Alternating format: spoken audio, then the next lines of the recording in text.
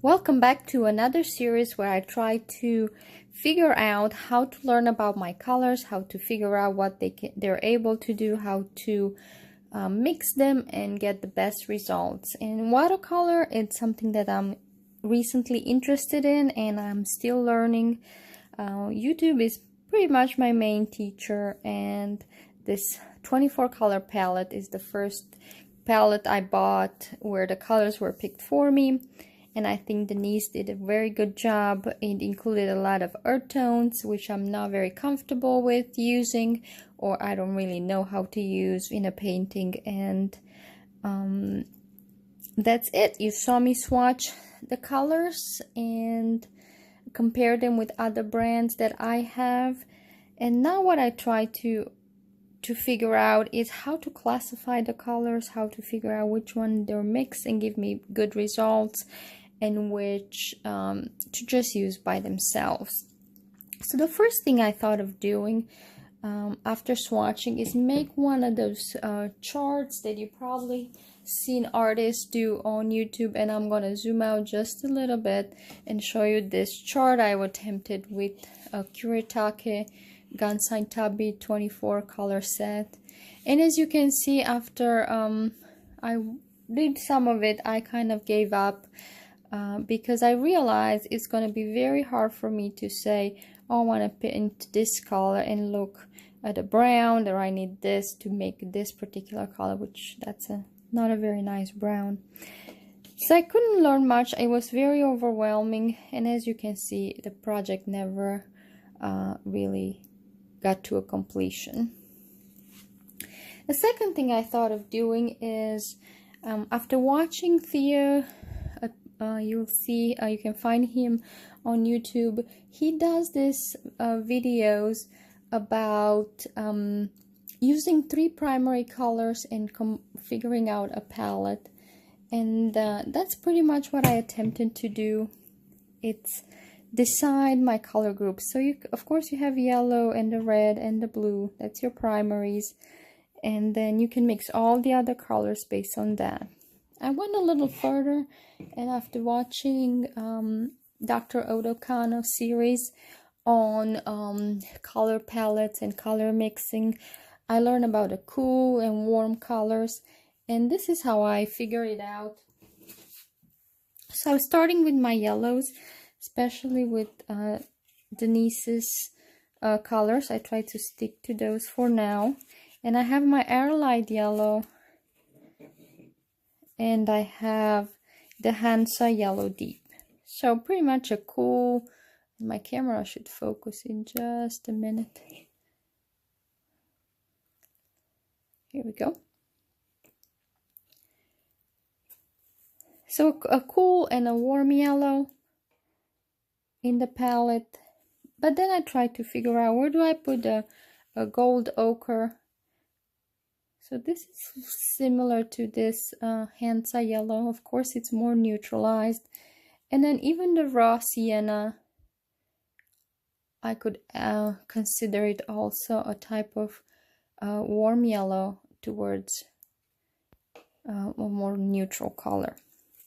And just as a comparison, I have here a Hansa Yellow Light by Daniel Smith, and you can see how this is even cooler than the Airlight Yellow.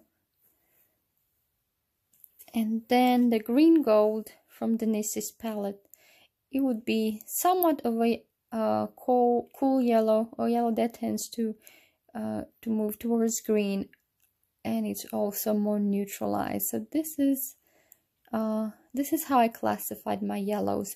And you'll see some of the colors towards the end, like this green gold, you can either consider it a green, and of course the neutralized yellow, like the gold ochre and the raw sienna, you can also include them in the neutral or the earth tone colors. And next, I'll move to the reds.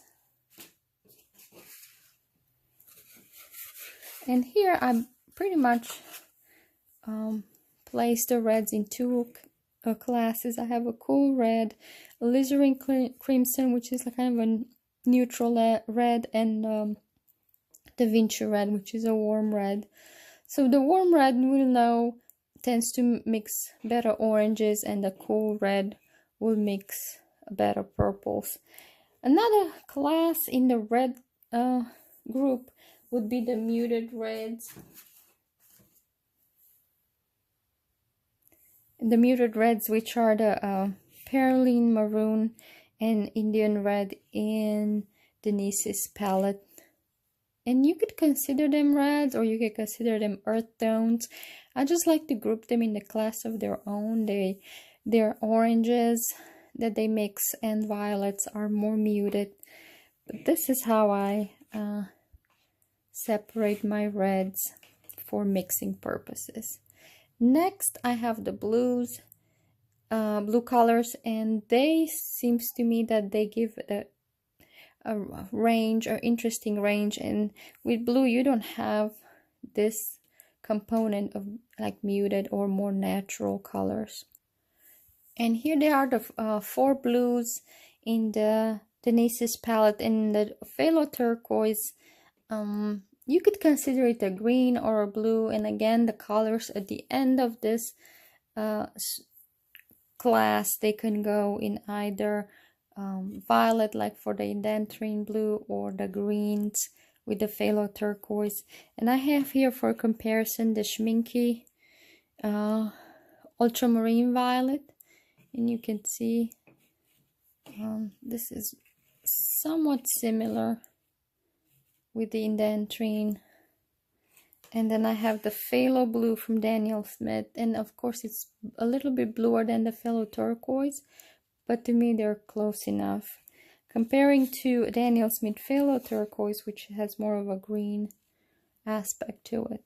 So these are all the colors. You could consider them as blue, and I'm going to use them as blue in my mixes processes. And now I have the greens from the palette, and we have the Denise green, and we have the Perylene green, and then we have the phthalo green. The ones that we usually consider green colors are these two. Perylene green, I would say it's more gray out. Blue green, so more towards phthalo green.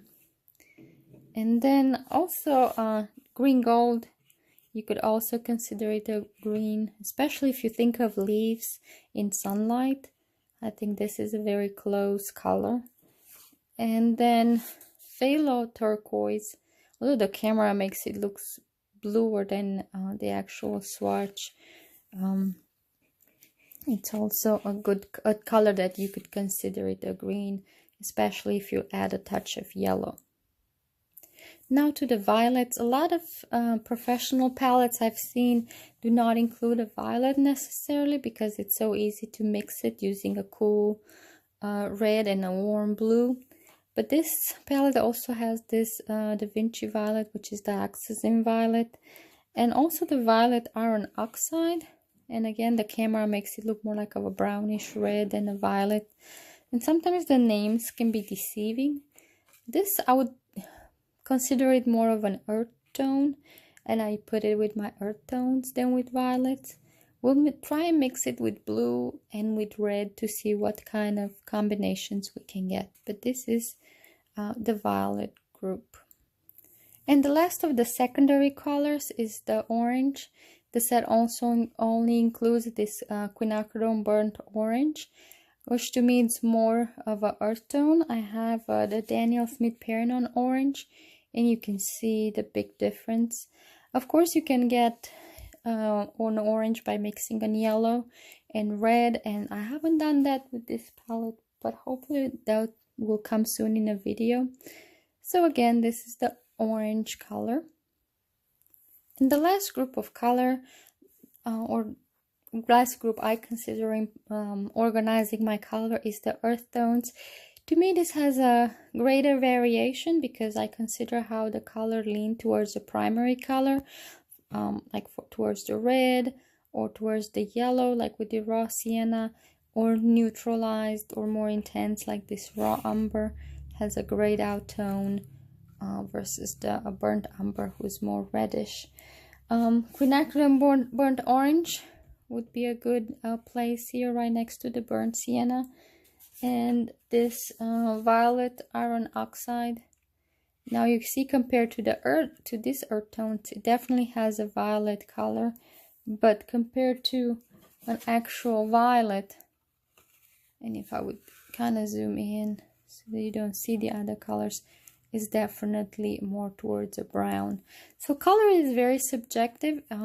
How we perceive color depends what other colors are next to it. For example, this violet iron oxide, I believe, looks really well next to this raw umber. I think it brings the red, the violet in it. So these are my color groups. I'm gonna play with them in the next videos and see what we can get. Stay tuned to see what kind of greens are in this palette, and that would be my first secondary color play. Thank you so much.